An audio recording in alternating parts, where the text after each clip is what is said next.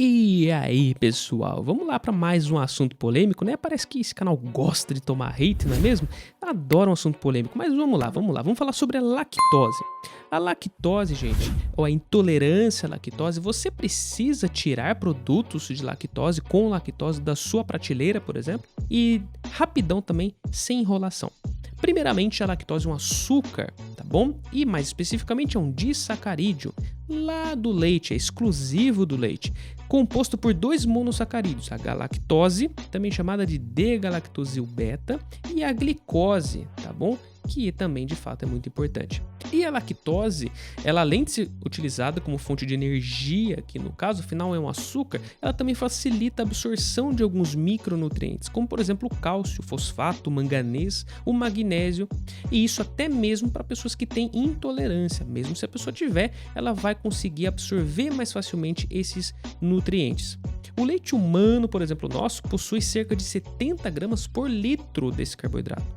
Um número que, na verdade, é significativamente maior com o leite de vaca, que é mais ou menos 46 gramas por litro de leite de vaca. E sabe quando a gente começou a tolerar a lactose depois do desmame? Há 10 mil anos atrás.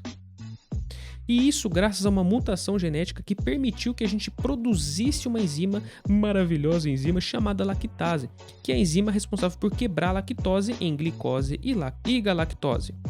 E foi nessa época que a produção leiteira foi introduzida pela primeira vez. O ser humano acabou evoluindo e culturalmente a criação de animais e os alimentos que são provenientes desses animais começaram a ser introduzidos também. A intolerância à lactose, então, na verdade, é quando não se digere adequadamente esse componente e ela passa intacta para o seu intestino grosso, para o seu colo, e isso faz te aumentar um pouco mais a retenção de água e proporciona também aquela fermentaçãozinha bacteriana indesejada que te leva àqueles gases flatulentos horríveis. E quando a lactose ela está intacta e passa para o seu colo, se tiver em excesso, pode causar alguns sintomas como diarreia, como dor no abdômen, como aquele peidinho fedido e distensão abdominal também. Mas afinal, qual que é a prevalência de intolerância à lactose? A gente sabe que 70% da população adulta mundial apresenta graus de hipolactasia primária. Isso quer dizer o quê? Quer dizer que algumas pessoas elas produzem pouca lactase, tá? O que é diferente da alactasia, em que o indivíduo não possui essa enzima e geralmente é relacionado a alguns problemas genéticos. E esses valores também epidemiológicos são bastante distintos, porque se a gente pega, por exemplo, a Suécia e a Dinamarca, são países que são mais privilegiados, porque 97% das pessoas toleram a lactose, enquanto 90% dos asiáticos possuem intolerância. A causa dessa deficiência geralmente está associada à quantidade de lactase mesmo, porém pode também estar relacionado se a pessoa tiver algum grau de doença inflamatória intestinal, algum tipo de doença que atrapalhe na produção dessa enzima. Outro dado importante aqui é que conforme a gente envelhece, a nossa tolerância à lactose vai diminuindo um pouquinho, a gente diminui um pouquinho a nossa quantidade de enzimas e por isso a gente tende a ser um pouco mais intolerante. Aí você pode estar me perguntando, mas então por que consumir produtos lácteos? Porque assim, leite e derivados são hoje na dieta do norte-americano, na nossa dieta do brasileiro, os alimentos que possuem maiores quantidades de cálcio e são fortificados. Não existe hoje respaldo na ciência que justifique a retirada de produtos da lactose, exceto em casos de alactasia, que realmente o indivíduo não produz mais lactase. A lactose, inclusive para pacientes com hipolactasia que produzem pouco da lactase, se fornecida em quantidades ali adequadas, pode até fazer algum efeito benéfico para a microbiota do indivíduo, para as bactérias intestinais. E atenção você aí que fala sobre imunidade, sobre alergia, intolerância à lactose não é a mesma coisa que alergia ao leite. Os sintomas da alergia eles envolvem resposta do sistema imunológico e a gente vai tratar especificamente desse assunto, por exemplo, em outros posts.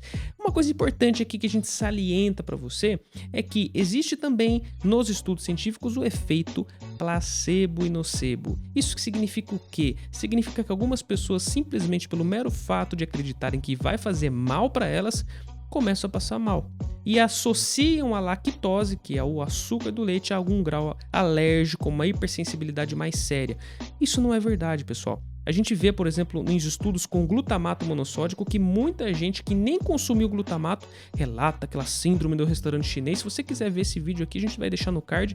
Mas pessoas acreditam que tem dor no peito, que tem dor de cabeça, que tem dor a não sei aonde, simplesmente por consumirem algo e na verdade esse algo não tinha nada demais. Foi uma mera sugestão.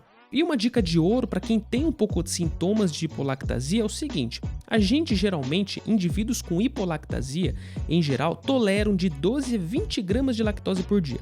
Então vocês vejam nessa tabelinha aí que eu mostro para vocês que alguns alimentos dificilmente atingem essa quantidade. Então, alguns alimentos você pode consumir e você não terá sintomas importantes. O leite é um deles.